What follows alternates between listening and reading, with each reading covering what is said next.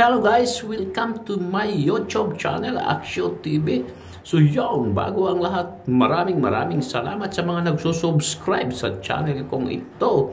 So yung iba po na hindi pa nakasubscribe, binanyayahan ko po kayo na tulungan nyo naman po ako i-subscribe ang channel ko bilang tulong niyo sa akin po. Maraming salamat, Aksyo TV po.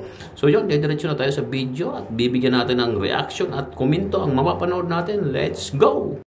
Opening game ng NBA na magsisimula na this October 24, pero sa atin mga bro ay October 25. Unang maglalaban ay ang nagtapat sa West Finals nito lang last playoffs na Los Angeles Lakers laban sa defending champion na Denver Nuggets. Tiyak mas magiging interesting ang laban na to mga bro dahil ito lang free agency sa ang Lakers sa may pinakamagandang move na ginawa kung saan nakuha nila ang undrafted point guard na si Gabe Vincent mula sa Miami Heat. Nakuha din nila si Cam Reddish, Taurean Prince at ang possible starting center nila o di kaya backup ni Anthony Davis na si Jackson Hayes. Plus na-resign pa nila ang kontrata nila Austin Reeves, Rui Hachimura, Jared Vanderbilt at etong si D'Angelo Russell. Habang sa Denver naman, nabawasan pa sila ng key players dahil wala na sa kanila etong si Bruce Brown na malaki ang itinulong off the bench, averaging 11 points a game, at ganun din para kay Jeff Green na nagbibigay boost lalo na sa mga highlight plays nito. Pero maliban sa tapatan na yan mga bro ay mas mainit ang magiging laban sa pagitan ng Phoenix Suns at ng Golden State Warriors.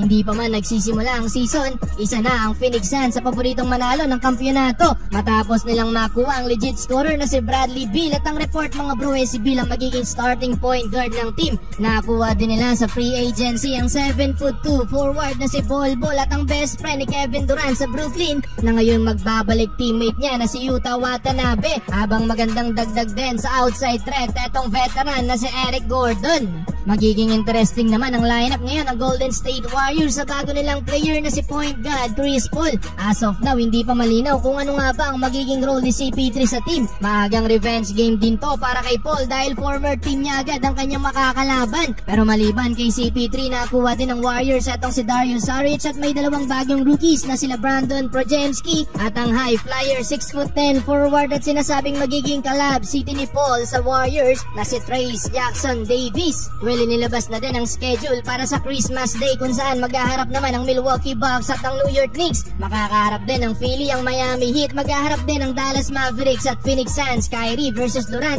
Luka versus Booker. Kasado na din ang tapatang Warriors at Denver Nuggets at ang matagal ng rivalry sa NBA, Boston Celtics laban sa Los Angeles Lakers. Usapang World Cup naman tayo mga bro, kumpirmadong out na din sa lineup ng Greece etong si Giannis Antetokounmpo. Yan ay matapos tong mag-beg off due to injury. Ayon sa post niya sa kanyang Instagram account, hindi siya binigyan ng clearance ng kanyang medical staff, pero pangako naman ni Giannis na babawi siya sa 2024 Olympics. Sayang nga lang mga bro at hindi natin siya masisilayan na maglaro dahil isa ang bansang Greece na maglalaro mismo dito sa Pilipinas. Sa kabilang banda naman mga bro, Jordan Clarkson nagpainit sa ensayo ng Gilas kung saan walang sala sa tres si Kabayan.